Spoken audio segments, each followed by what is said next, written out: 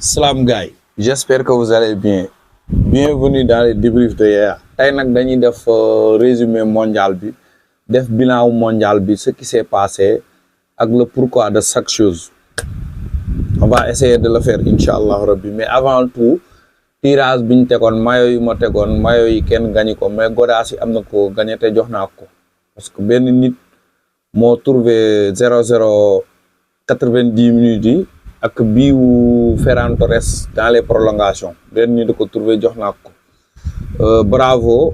xëy na dinañ tegaat yeneen chaque fois di leen wax ni avant tout que Keba Choose mi ngi nekk en promo si Godaas yi te Godaas yi yu ñu fubalee mondial yi c'est disponible avec Keba Choose à Colobane rond-point Colobane mi ngi rond-point Colobane boo ñëwee ba ci tableau Jimbo bi fi mu nekkoon deuxième étage Keba Choose xam nga mu gérer la ay type de Godaas yi nga bëgg wala façon dàll yi nga bëgg yëpp n'hésitez surtout pas numéro baa ngi noonu ci kaw mooy bind te dinaa ko identifier page Instagram ak page TikTok am ci kaw.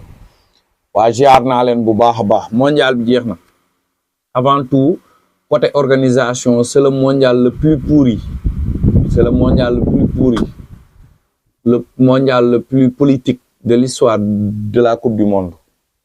ci naka parce que on a vu des choses yoo xamante ne on n'aurait jamais cru le voir.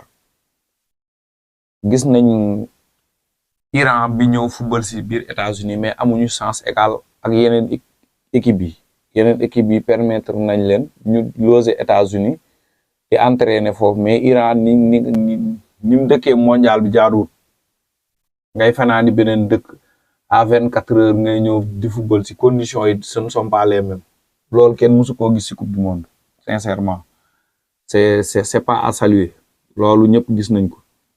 gis nañ aussi ay pause fraîcheur loolu aussi ci football la bokk gaa parce que affaire yi dafa xaw a dem ba xaw a nuru basket 4 quarts-temps mi-temps bi daanaka di nga mi-temps ñaari yoon ci première mi-temps bi di nga noppalu benn presque quelques minutes nga kii day yàq fraîcheur match day yàq lu bëri du guleet nag ci football mais du lu baax ci football moom ñëpp tout le monde s'accorde à le dire.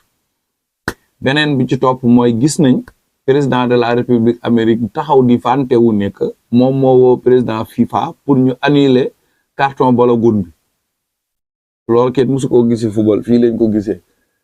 côté organisationnel ça a été un désastre. côté contenu defe naa gis nañ ci ay choses yu extraordinaires on a vécu d'extraordinaires choses mooy que on a vu Chris ci dernière mondialam yàlla may nañu ñu seetaan Chris début mondialam 2006 2010 2014 2018 2022 ba 2026 seetaan nañ Chris. on a vu aussi le dernier match de Messi, un des plus grands joueurs que le monde a connu, le GOAT. Je peux le dire, c'est le GOAT. Messi est le GOAT. On n'en disconvient même pas. Pour moi, Messi est le meilleur joueur de tous les temps. Je ne suis pas catalan, je ne suis pas madrilène. Nekkuma ci vérante yooyu sax sama xalaat la ku la neex nga bañ a d'accord. C'est la démocratie ku nekk lu la neex nga def ku la neex lu la neex ngay wax. Mais pour moi, Messi est le meilleur joueur de tous les temps. Et on a eu la chance d'être là ci début Messi. fekk nañ Messi bi muy commencé premier biom bi marqué ak FC Barcelone passe Ronaldinho ba muy boot ci kawam ba Ronaldinho naan ñu jinnee ngi nii. On fera une spéciale vidéo pour Messi pour le rendre hommage. gis nañ ci mondial bi aussi que meilleur buteur bi am na 10 buts muy Mbappé. on a vu jouer Mbappé qui a été extraordinaire. Mbappé ci histoire mondiale ci ñetti coupe du monde le joué 22 matchs de coupe du monde 22 buts c'est extraordinaire. C'est du lourd, c'est du haut niveau. gis nañ aussi Espagne jël coupe du monde bi avec la manière. Ils l'ont mérité, ils l'ont fait. Ils étaient prêts à le faire et ils l'ont fait. Machallah, Espagne a une équipe très bonne. Bi liggéey dans le temps et dans l'espace. ci Nation League bi 2023 dañ commencé ñu def ko 2024 Euro bi ñu def ko 2026 mondial bi ils l'ont fait. Peut-être back to back bi mooy des pour ñu égaler génération ñoom Xavi ak Iniesta mooy entre 2008 ak 2012 ba ñuy tegle ñaari euro yi ak mondial bi ci diggante bi. Peut-être ils le feront, peut-être ils le feront pas, le temps nous jugera. Concernant meilleur buteur, Mbappé le mérite parce qu'il a été un des artisans majeurs de cette Coupe du Monde. Et des attaquants, il faisait partie des attaquants prolifiques et il a prouvé. Mbappé, c'est quelque chose, il a sa carrière devant lui.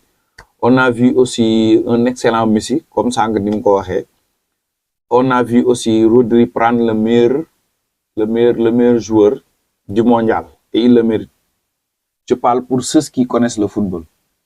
Rodri le mérite parce que ñu bari ñu ngi naan ay meilleur buteur yaa ngi fi football du bii kese bu doon bii kese duñu récompenser goal duñu récompenser défenseur football ay lien intrinsèque la ci biir terrain bi je parle du football ay lien intrinsèque la ci biir terrain bi déplacement la leadership la manière de jouer la bu doon loolu peut-être latéral du am sens bu attaquant am football du bii kese certes Mbappé a été meilleur buteur dugal na 10 bi Messi a porté son équipe, mais Rodri aussi a porté son équipe.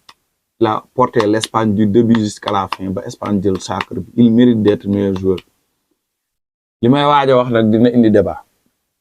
Mais pour man, Yaya, pour man, Rodri actuellement est le meilleur joueur espagnol de tous les temps. Dina indi débat nag ku nekk dina indi sa argument garaaw dans le respect ñu waxtaanee ko. Pour man, Rodri est le meilleur joueur espagnol de tous les temps. Fa laa ko teg. Rodri déjà formé wuñ ko Masia comme pas mal di ngeen indi si argument yi naan ma Iniesta Xavi et cetera di ngeen ko wax garaawul dina ko xaar eux ils ont été formés à la Masia ñu formé leen ñu football toute leur vie au FC Barcelone jël Liga yu bari jël Ligue des Champions yu bari jël mondial jël Euro avec la manière ils étaient de très bons joueurs les Ramos et cetera jël nañ lépp ak Real tout ce qui devait il y avait à prendre, ils ont pris. Xabi Alonso, David Silva, etc. Mais Rodri, Villarreal, le jóge ñëw Atlético. Guardiola est allé le chercher. Il l'a façonné à son image. Indico City, avec De Bruyne, les Bernardo Silva, mu créé une équipe autour de Rodri. Il a formé l'équipe autour de Rodri. Mu nekk résistant par excellence. N'était pas avec des Espagnols comme ñoom Xabi ak yooyu noonu lu ñu defee woon Masia bi il est allé en Angleterre Premier League mu tegle 4 Premier League d'affilée 4 Premier League avec la manière il a pris l'Euro comme les autres il a pris le mondial comme les autres il a pris sa Ligue des Champions avec City comme les autres et il est Ballon d'Or ce que les autres ne sont pas vous allez me dire nag Iniesta peut-être Messi Chris lañ bokkaloon kii génération buñ bokk ak Maradona sax Rodri et Ballon d'Or te Angleterre la dem Premier League joué na Espagne avec Atlético Guardiola jëlee ko fa indi ko Premier League il fait partie des meilleurs milieux de Premier League muy dox ak moom di jóg ak daanu sawaay gérer équipe bi ba jël 4 Premier League yi tegaloo jël fa Ligue des Champions mu boot booy jël Ligue des Nations jël Euro jël mondial jël meilleur joueur